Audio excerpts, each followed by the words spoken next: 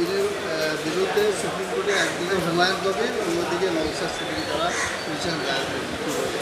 শুধু হুমায়ুন কবির আর নওশাদ সিদ্দিকী নয়, এখানে মোহাম্মদ সেলিমও পিটিশন ফাইল করেছেন। এক আর দু নম্বর, হুমায়ুন কবিরের তো দরকারই পড়ে না এই মামলা ফাইল করার, কারণ হুমায়ুন কবিরের দলের এমপি তো সেখানে ব্রাত্য ছিলেন। কল্যাণ ব্যানার্জি, নাজিবুল হক সেই জায়গায় কিছু বলতে পারেননি, বরং হাতে কাচের বোতল ফাটিয়ে রক্ত ঝরিয়ে আমরা গোটা মিডিয়া, আমরা গোটা দুনিয়া দেখেছি সেইখানে, সেই মামলায়, সেই মিটিংয়ে কি হয়েছে। যেখানে বলার জায়গা সেখানে বলেননি। এখন হুমায়ুন কবির সব মামলা ভাঙাটা করে কী করবেন? ওনার দলের এমপি তো ওনাকে বাধা দেবে, এতে তো কোনো লাভ হয়নি। সুপ্রিম কোর্টে হেয়ারিং চলছে, সুপ্রিম কোর্টে যা হেয়ারিং উঠে আসবে, হয়তো ওয়াক অফের যে সংশোধনী বিল এবং সেই সংশোধনীর বিলের ভিত্তিতে যে মামলা হয়েছে সেই মামলার শুনানি আমার হাতে এখনও রিপোর্ট এসে পৌঁছয়নি। ওই মামলার রিপোর্ট কী আছে না আছে আমি যতক্ষণ না দেখবো ওটা কিছু বলা যাবে না এই মুহূর্তে। আচ্ছা, আপনি একজন আইনজীবী, রাহুল দাস নন মুসলিম হয়েও আপনি মনে করছেন না যে এই মুসলিম সম্প্রদায়ের অধিকারে খর্ব করছে না কেন্দ্র সরকার? এটা তো মুসলিম যে কোনো সম্প্রদায়ে খর্ব করছে কেন্দ্র সরকার, তার সবথেকে বড় কারণ হচ্ছে যখন হিন্দুদের সম্পত্তি যখন করা হয়, মানে নেওয়া হয়, সেখানে পরিষ্কার বলা থাকে যে কোনো রকম হিন্দু ব্যতি রেখে অন্য কোনো ধর্মাবলম্বী এই ট্রাস্টি বোর্ডের মেম্বার হতে পারবেন না। তাহলে সেক্ষেত্রে মুসলিম বা অন্য ধর্মের, মানে মুসলিমদের ক্ষেত্রে সেটা কেন হবে না? ওয়াক অফে যারা থাকবে শুধুমাত্র মুসলিম থাকবে, এটা করে দিলেই তো হয়ে যায়। তাহলে এত ঝামেলার তো সূত্রপাত হয় না, এত গণ্ডগোল তো হওয়ার কোনো দরকারই থাকে না। অমিত শাহ বলছেন মুসলিমদের ভালোর জন্য করছে, কিন্তু মুসলিমরা বলছে না তো আমাদের ভালোর জন্য আপনারা করুন। ইতিমধ্যে বিজেপি সরকার চলছে কেন্দ্রে, এরা কিন্তু মুসলিমদের জন্য কোনো ভালো কাজ করে 370 ধারা তুলেছে। বিভিন্ন রকম বাবরি মসজিদকে তারা যে আইনকে বুড়ো আঙুল দেখিয়ে ভারতবর্ষের আইনকে লজ্জিত করেছে সারা বিশ্বের কাছে, করে সেই জায়গায় বাবরি মসজিদ ভেঙে রাম মন্দির করেছে। তারপরেও বলছে মুসলিমদের ভালোর জন্য করছে। দেখুন, তাদের একটা ভোট ব্যাংকের রাজনীতিটা সবথেকে বড় ফ্যাক্টর করে।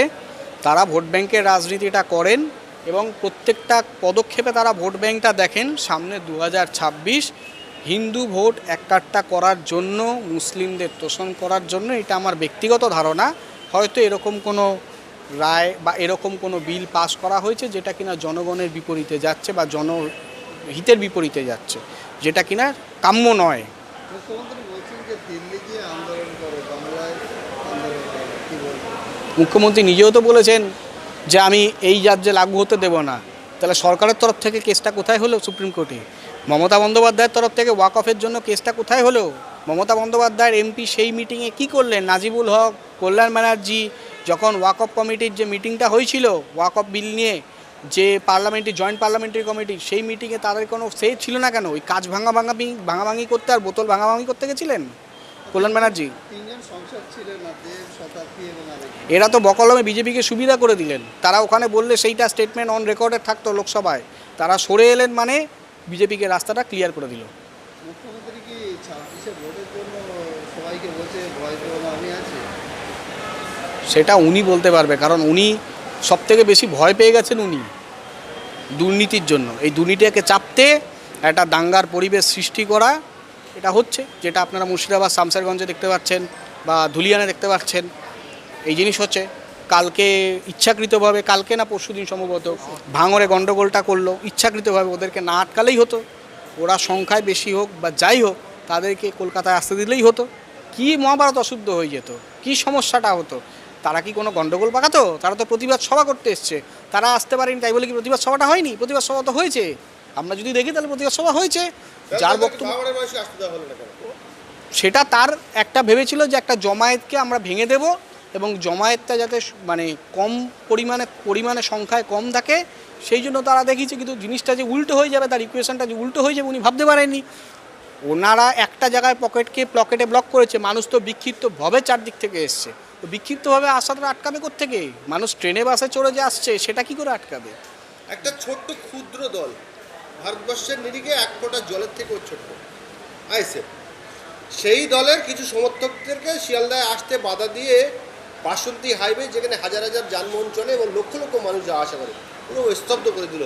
এখন সবথেকে বড় কথা হচ্ছে মমতা বন্দ্যোপাধ্যায়ের কাছে একটা থ্রেট হয়ে গেছে আইএসএফ, যাই জন্য যে কোনো প্রকারে আইএসএফকে আটকাও, তাই করছে। প্রশাসনের সর্বোচ্চ স্তর থেকে নির্দেশ এবং শুধু প্রশাসন না, জনপ্রতিনিধিদের তরফ থেকেও সর্বোচ্চ স্তর থেকে নির্দেশ আছে, নির্দেশ হয়েছে, তাই পুলিশ সেটা এক্সিকিউট করেছে।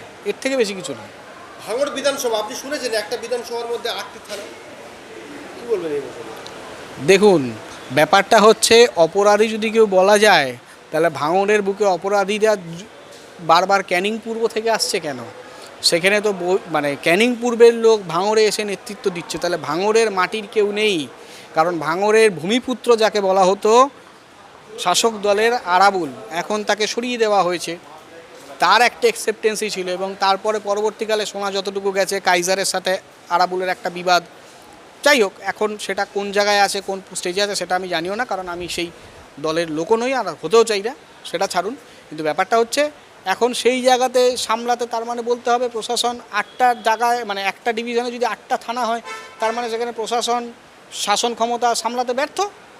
তাহলে সেটা স্বীকার করছে বকলবেন, নাহলে 8টা থানা রাখার তো দরকার নেই। এর থেকে অনেক জায়গা আছে যেখানে 8টা থানারও দরকার হয় না। এখন 8টা থানা করেছে এই সরকারের আমলে। কেন? এর আগে কি ভাঙড় বলে যে কোনো জায়গা ছিল না?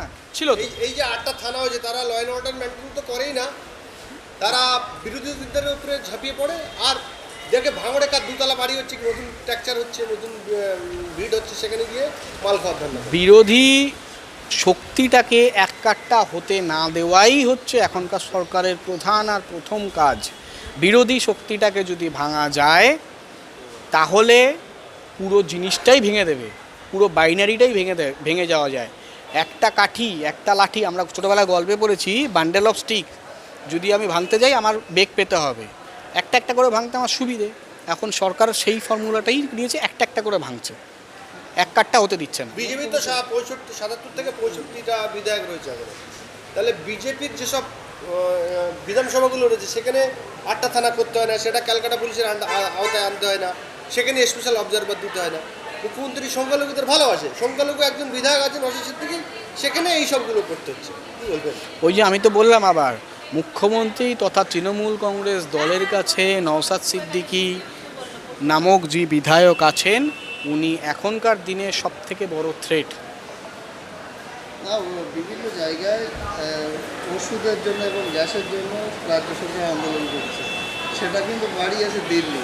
তাহলে ওয়াকার সংশোধন বিল পাস হয়েছে দিল্লি, সেখানে কেন বলছে দিল্লি গিয়ে? তাহলে সরকারের তরফ থেকেই তো উচিত। মমতা তো এর আগেও তো মমতা বন্দ্যোপাধ্যায় দিল্লিতে গিয়ে ধর্ণা দিয়েছেন। অভিষেক ব্যানার্জি যখন কৃষক আইন হয়েছিল তখন অভিষেক ব্যানার্জি দিল্লিতে গিয়ে ধর্ণা দিয়েছেন এবং গ্রেপ্তারও হয়েছিলেন দিল্লিতে, আমরা যেটা দেখেছি।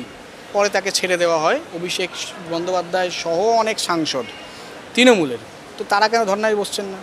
তারা তো দিল্লিতে যেতে পারেন, তারা ধর্না বসছেন না কেন? তারা অমিত শাহের সাথে দেখা করছেন না কেন? প্রধানমন্ত্রীর সাথে দেখা করছেন না কেন? স্বরাষ্ট্রমন্ত্রীর সাথে দেখা করছেন না কেন? করতেই পারেন।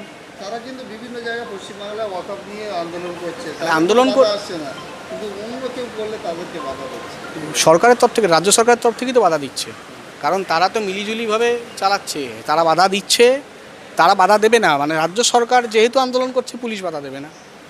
যখনই রাজ্য সরকারের বিরুদ্ধে গিয়ে কেউ বাধা দেবে, আন্দোলন করবে, তখন সেটা বাধাপ্রাপ্ত হবে, এটাই নিয়ম।